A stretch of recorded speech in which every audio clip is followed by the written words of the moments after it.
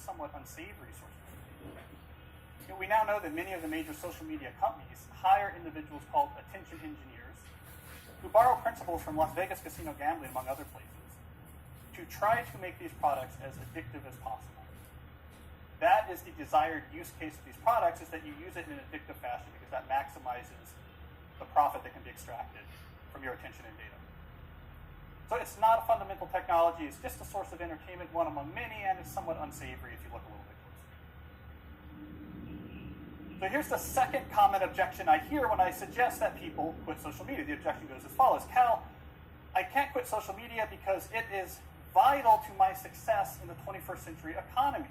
If I do not have a well-cultivated social media brand, people won't know who I am, people won't be able to find me, opportunities won't come my way, and I will effectively disappear from the economy. So again, my reaction is, once again, this objection also is nonsense.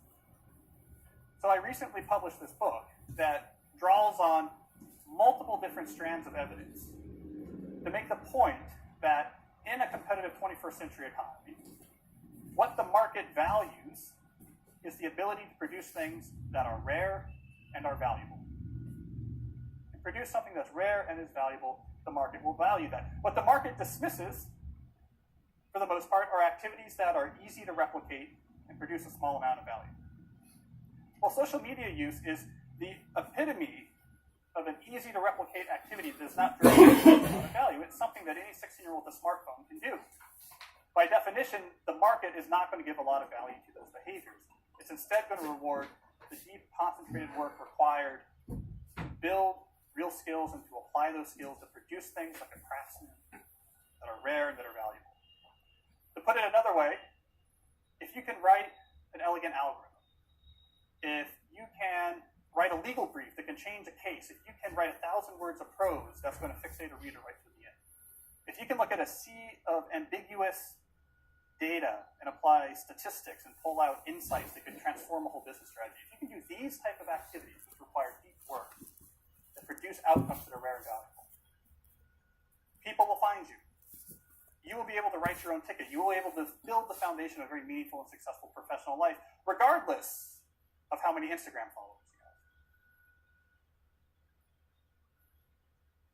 So this is the third common objection I hear when I suggest to people that they quit social media. And in some sense, I think it might be one of the most important.